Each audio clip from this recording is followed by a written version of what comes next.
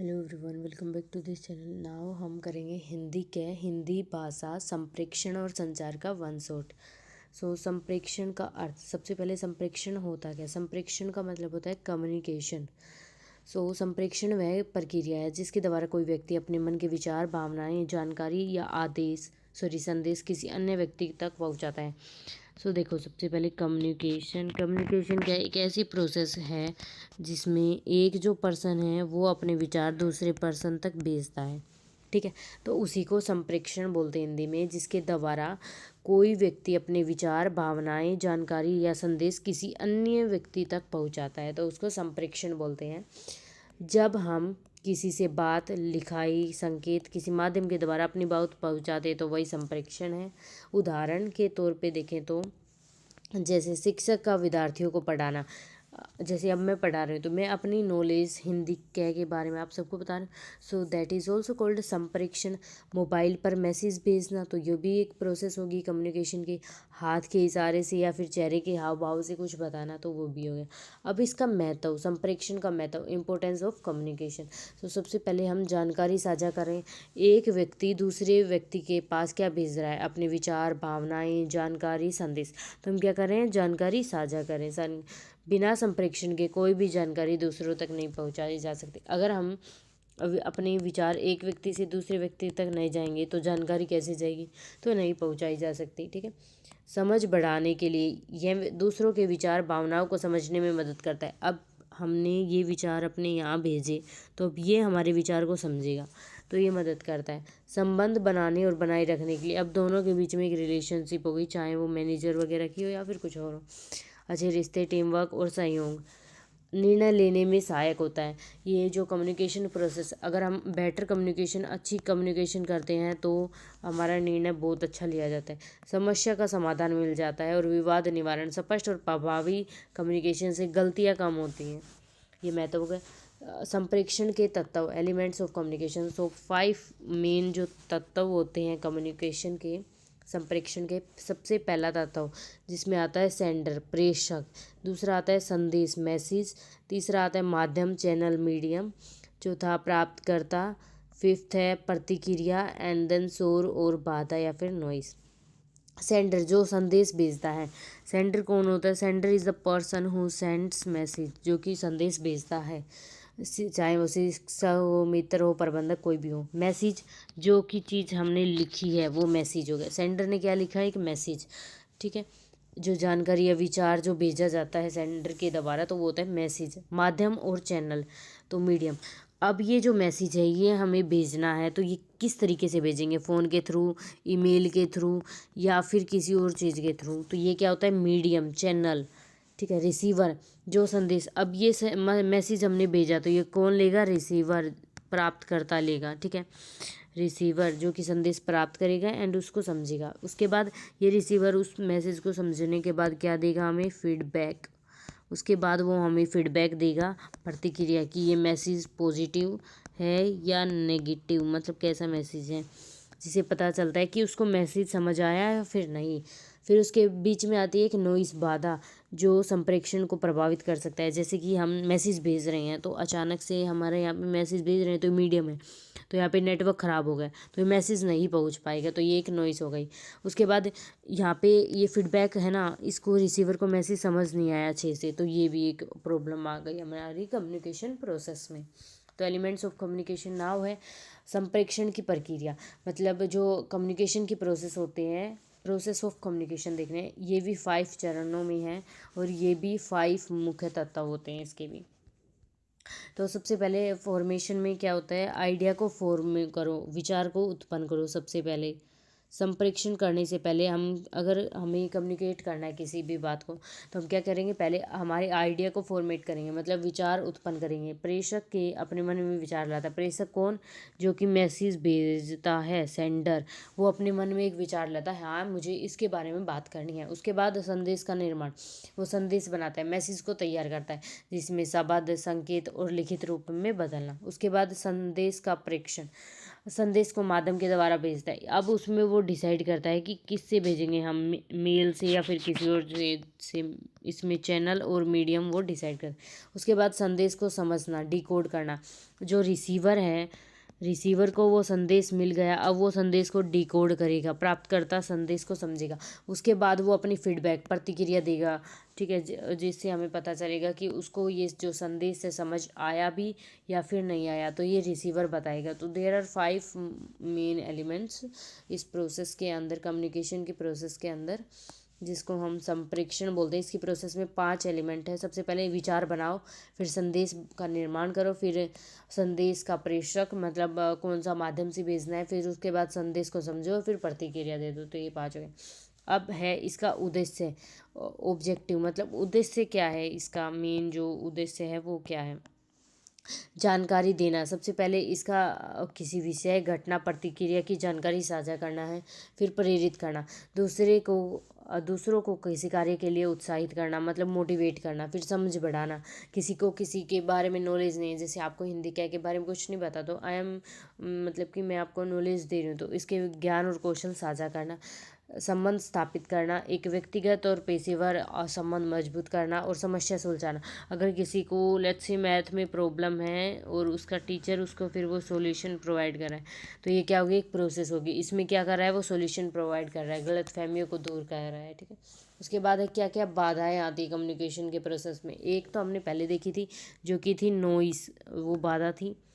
तो अब और क्या क्या बाधाएं आती हैं कम्युनिकेशन के प्रोसेस में, वो देखना है। तो सबसे पहले भाषाई बाधा, मतलब हमें लैंग्वेज समझ नहीं आती। जो प्रेषक है, जो मैसेज भेजने वाला, और प्राप्तकर्ता जिसको मैसेज मिलेगा, उसकी भाषा, शब्दों को समझने में असमर्थ। उन दोनों की भाषा अलग हुई तो वो समझ नहीं आएगी।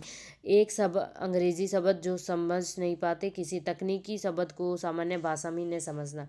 सरल सुझाव क्या है कि सरल भाषा और स्पष्ट भाषा का प्रयोग करना चाहिए हमें।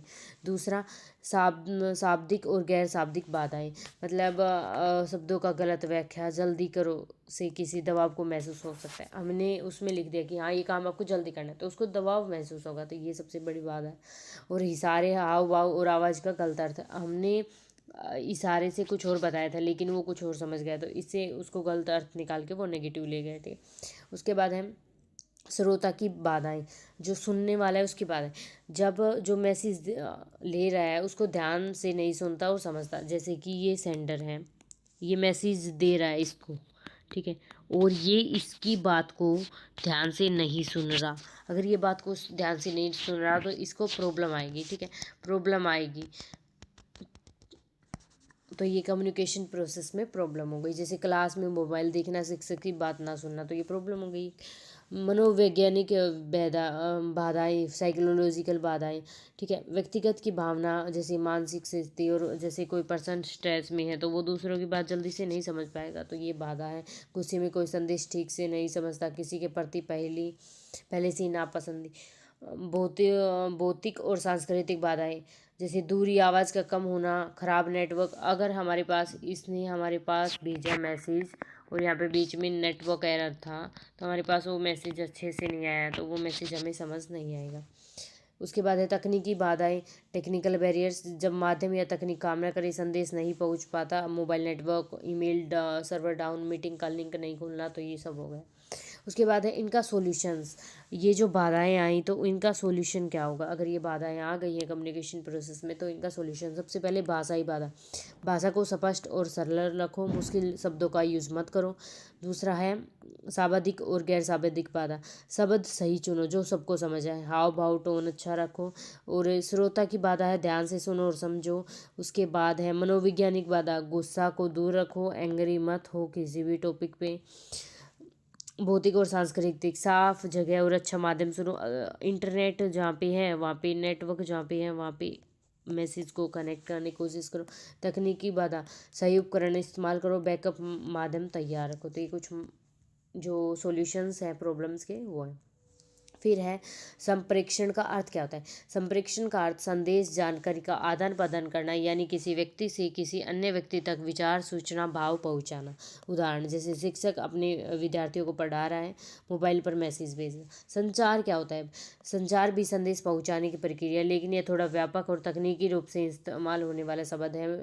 संचार के माध्यम और तकनीकी शामिल है telephone, internet, radio, TV, social media. उसके बाद आता है संचार, संप्रेषण और संचार में संबंध। तो संप्रेषण संचार का हिस्सा है, संप्रेषण संचार का हिस्सा है। जब हम किसी को संदेश देते हैं वही संप्रेषण, और उसे भेजने का तरीका संचार है। जैसे ये एक इंसान है, इसने इसको मैसेज किया, तो ये क्या है, एक संप्रेषण। ये क्या है, संप्रेषण। अब इसने मैसेज भेजा मेल के थ्रू या फिर फ़ोन के थ्रू, तो ये क्या है, मीडियम। तो ये क्या हुआ, संचार। किस माध्यम से मैसेज भेजा गया, ये संचार और ये संप्रेषण। सूचना या विचार का आदान प्रदान करना। संप्रेषण जो कि संदेश बनाता और भेजना है, जैसे, और संचार जो कि संदेश पहुंचाता है। उसके बाद है संप्रेषण के प्रकार। ठीक है, इसमें आता है सबसे पहले मौखिक, शब्दों के माध्यम से संदेश भेजना। मौखिक क्या होता है, हमें लिख कर बोल कर भेजना। एक सेकेंड। मौखिक में होता है कोई भी जो मैसेज है वो बोल कर भेजना, लिख कर नहीं भेजना। ठीक है, बोल कर। कैसे होता है, बोलकर या बातचीत करके भेजना, शिक्षक की क्लास में पढ़ाई, मित्रों से बातचीत। तो ये हो गया मौखिक संप्रेषण हो गया ये। ठीक है, उसके बाद आता है हमारा संप्रेषण में दूसरा, जो कि है लिखित संप्रेषण। लिख कर संदेश भेजना, जैसे पत्र, ईमेल, रिपोर्ट, नोटिस आदि के माध्यम से। और जैसे गैर मौखिक संप्रेषण तीसरा है, बिना शब्दों के संदेश भेजना, हाव भाव से। हमारे जो चेहरे के भाव, शरीर की भाषा, जैसे हम ऐसे स्माइल कर रहे हैं तो ये क्या है, हैप्पी फेस, हम खुश हो रहे हैं, तो ये बता दिया ना, हाव भाव से, हमारी स्माइल से। और सर हिला दिया तो हाँ कह दिया हमने, तो ये बातें। औपचारिक और अनौपचारिक, नियम और पद के अनुसार ऑफिस नोटिस, अनौपचारिक अनौपचारिक बातचीत, ये सब। इलेक्ट्रॉनिक संप्रेषण, जैसे फ़ोन से, इंटरनेट से, सोशल मीडिया, वीडियो कॉल से, व्हाट्सएप मैसेज, जूम की मीटिंग से भेजना। अब नेक्स्ट टॉपिक आता है ब्लॉग लेखन। ब्लॉग लेखन क्या है, ये हमारा नेक्स्ट टॉपिक है। ब्लॉग लेखन वह प्रक्रिया है, एक ऐसी प्रोसेस है जिसमें आप इंटरनेट पर अपने विचार, जानकारी, अनुभव, सलाह लिखकर साझा कर सकते हैं। लेट्स सी, आपको जानकारी है किसके बारे में, वाटर क्राइसिस, जल संकट के बारे में आपको जानकारी है, तो आप इंटरनेट पे अपने विचार, जानकारी, अनुभव और सलाह सुझाव ये लिखकर साझा कर सकते हैं। ब्लॉग लेखन ऑनलाइन डायरी होती है, लेख लिखना जिसे लोग पढ़ते हैं। फीचर्स, ऑनलाइन प्लेटफॉर्म पर लिखा जाता है, जैसे वर्डप्रेस, ब्लॉगर और मीडियम। सामग्री किसी विषय पर होती है, जैसे शिक्षा, खाना, यात्रा, स्वास्थ्य, फैशन, टेक्नोलॉजी।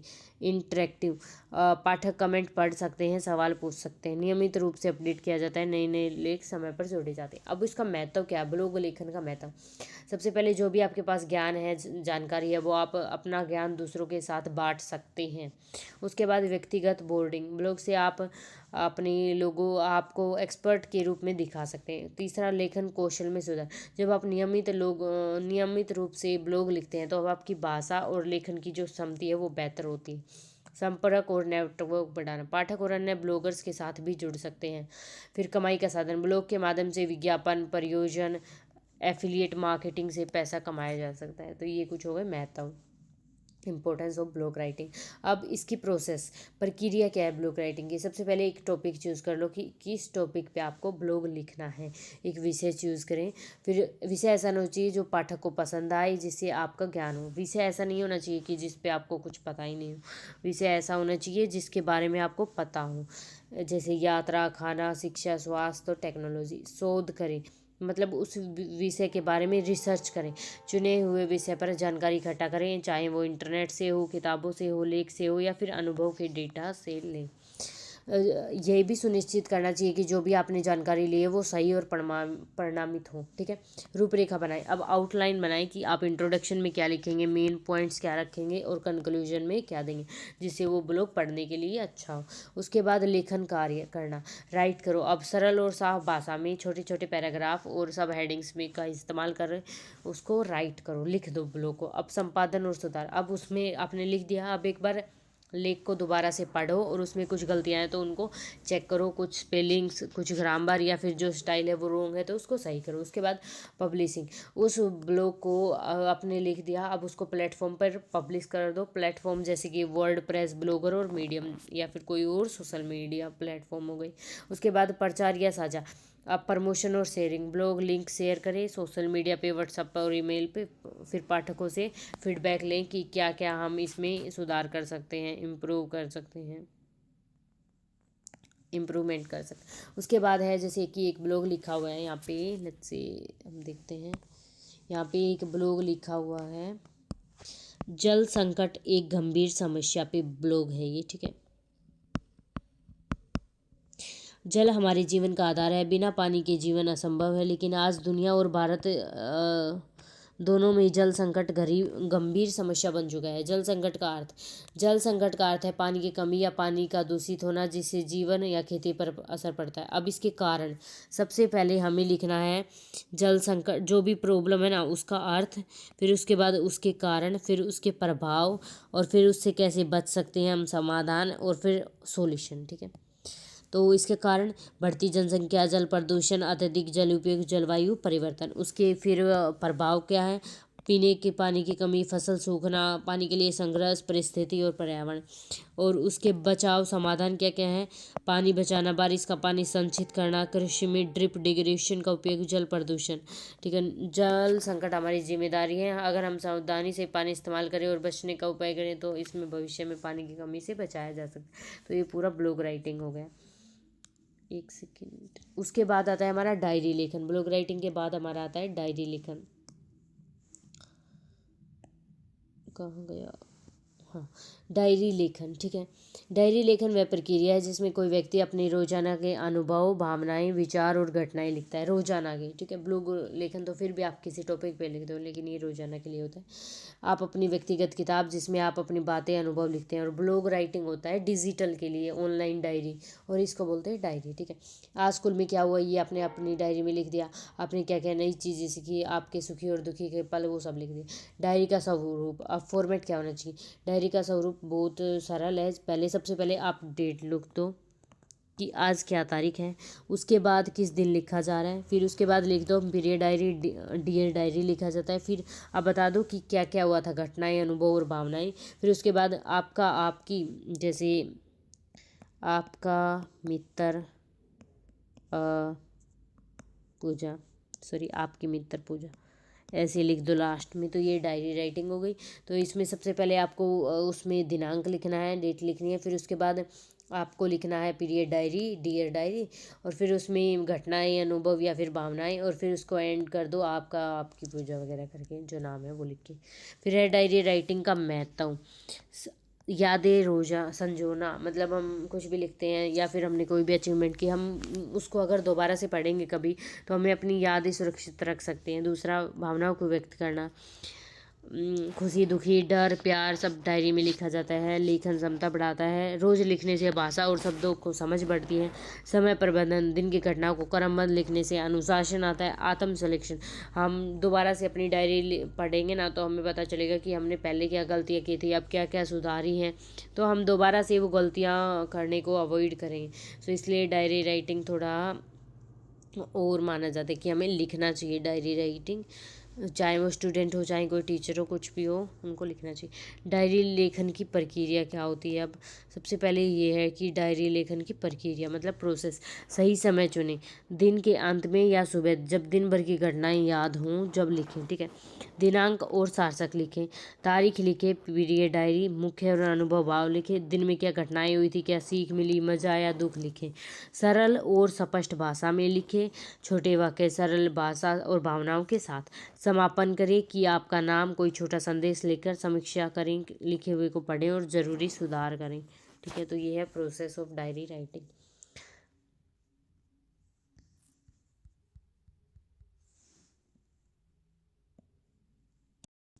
सो इसमें सारे टॉपिक्स कर लिए, सारा one shot, and thanks everyone for watching this, that's all about it.